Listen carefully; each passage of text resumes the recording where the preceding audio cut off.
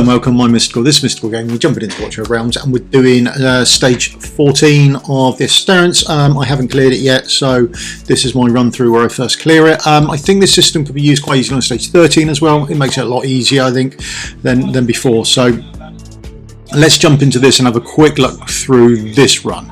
So stage 14, what do we do? We need to clear it, that's obvious. We need to clear it with the soul core intact as well, and clear the stage with no heroes killed. Now that part of it, the no heroes killed part, that means when they actually are killed. You can recall them, that's not the same, but they can't be killed. So there is a slight difference there, beware of that. Now, picking out our team, what's the first thing you do? Well, we're doing a faction trial, so we want a lord, so just pick up your best lord. We're not going to use them, but there's an epic down there as well, and there's our lord, so we can chuck our lord in, and that's the rewards or the bonuses we get for our lord. But there are a couple of others there that you can use if you want to use any of those as well. Okay, there's Radion as well, I dare say you could use him, and there's Cyrus as well. So they are slightly different skills and abilities you get, but essentially get your lord in there. Right, now the next thing we want is we're going to use I as well, because I's fantastic, so she hasn't changed at all, she's still doing the same job as before, so let's chuck her in as well. Next is Init's doing a great job for us as well, so he's the next character we're going to put down. Now who are we using next? The next one's a bit iffy. So I would choose your best AoE DPS. Whether that's, I've done it with Boris, I've done it with Ajax, but I'm going to use Nora. She's my worst geared out of them and probably weakest out of the three, so that's why we're using her. So, and then we want a healer or two. I'm going to use two healers, you can use one, there's no great shakes, but if you want more healers, go for that, it's no great biggie. I then need a safety net, so I'm going to use Helga for my safety net. She's quite nice and easy to use, and then after that it's pretty much just chuck in any old sort of DPS you like. So I chuck in my next 3 people who have got high DPS, that's it, or high BP. That's about it really. There's no one else I really need in the team. I'm just chucking in some other people. AoE comes in handy. So let's get me out of the way then before we start this. So I think I should be successfully out of the way. The first thing we're going to do is place down I again. We like her. She fits up there nicely. It's absolutely fantastic. Good job for her. So she's sitting up there. Next, as per normal, we're waiting for Init to come along. When Init comes along, we're going to place him down. We can place him down in that top right hand square just up there, and he's going to face down the map, so he's going to do some DPS for us as well. So we just went on 19 and then place him down, put him down, come down, and that is it. All good. Now we can trigger off Init's ultimate and we can kill that first mob, and then he'll start chiseling away and sort of killing off the second one for us. No great shakes. Eyes over on the other side of the map, putting down a crystal to death. Everything is good. We're in a nice little place. And the next one we place down is whoever we've picked as our main DPS. We put them down there, we face them down the map. That's where they're going to live for the duration of the fight. And here comes our first couple of warriors coming in from the left hand side. That far left hand side, we're not worried about putting anyone down, we're not worried about trying to kill them off at the spot or anything like that. We're just going to let them walk across and we will kill them in the middle of the map this time round. Now top right, I'm putting down some more DPS because I can, so I've got a Karmit. I'm going to put a Karmit down there, but feel free to use whoever you've got. If you've got Boris or Ajax or I don't know, anyone else, chuck them down there. That top right hand side, just keep pummeling down your AoE DPS, and you can build it up and take care of everyone down there. Now next we need to do is we need to place down a healer. Our healer's going down next to Nora because she's going to need some healing shortly. Okay, so that's the issue that we've got with her. So our healer's gone down, we've got our DPS in the top right hand side, that's all being taken care of, and I is on the left hand side sorting everything out. She is just fantastic. MVP at this quite easily. Now if we have a look, that red line has just come across the map. That is the first of the Crimson Guardians that's coming along, and that is going to follow that red line. So that is 2 tiles below where our Nora is, and she's going to follow that same line as you can see going across there that she's doing with those 2 tanks, but she will go in a straight line just up to here where they will leave. But that's the line that one takes. And then we've got a few more coming around from the left. We can see their red line coming up. Now on the stage 14, which is different from stage 13, we can now see there's another red line coming up. See that coming across the map, and that comes up on the exact line or that row that Nora's stood on. Okay, so that row there, that's exactly where that second Crimson Guardian's going to come from. Okay, now we've got a bit more time, so just above here we can put down some more DPS. You can put down anyone you fancy. I mean, I'm going to use Boras because he's a nice DPS, so I'll put him down there, and it doesn't really matter where you face him overly. He's got AoE going on. I mean, it's all good. It doesn't really make a great deal of difference. Now we can see Honora here. She is starting to get closed in, and there is the Crimson Guard, and he's going to start doing some DPS on her. We can now see she's on a tile, which that tile only gives her 1,644 points of damage. So that's the bit we're over healing from, and we're just going to keep her healed up above that. The tile doesn't get corrupted again and again. It only gets corrupted that once, and then she's only taking that damage. Okay, now if you use Ajax in that spot, you have to wait a little longer to kill that second one that's coming across, because Ajax on that space only has the tile that he's on that he attacks, whereas she attacks a couple of tiles out to the side, so she will attack it a bit earlier realistically, but it's still doable with Ajax, and he puts down like some of the debuffs quite as often as well. So go whoever you're happiest using, but you are essentially just over healing on that spot, and you could easily use this for 13 as well.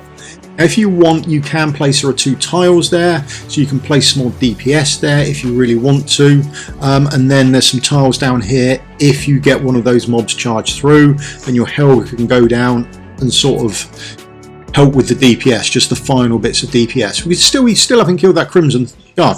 We're not worried about it at all. He's almost in range. There you go, he's now in range, so we'll now start taking damage. But we're still only taking that 1,644 and whatever he hits us for. I think he hits us for about 9k. So that's the only other thing we have to heal over. Now, I use 2 healers. It's no great shakes. It's just I've got the space, so more belt and braces more than anything else. It's better off to be safe and just have a nice easy run than it is to try and use it with minimum champions and that sort of stuff. We just want to make it easy. We want to make it straight through without any worries whatsoever. So that's pretty much where we're going with it. There we are. Everyone's being healed up. Those Crimson Guardians, which are the troublesome, they're only attacking that one spot, so all those 2 spots now, because they're doing the healer as well. So that's all they're attacking. It's nice and easy. We can just overheal our way through it, and like I say, very usable strat, I think, for 13 as well. I don't think you'd have a problem with it. We'll have to have a look at Honora and maybe cast off her ultimate in a minute as these next mobs come round. We can see them just starting to come round. Look at her ultimate range, and we can just fire that off, okay, and start to nuke everyone. Our Crimson Guardian hasn't come in range yet. He's just coming in range now, so we can take him out. And this is it. We've just got these last 4 mobs to deal with. This is it. It's a lot easier than I gave it credit for, which is odd. I thought those tiles would do a lot more DPS to you, but they just don't. They don't do a lot of DPS at all.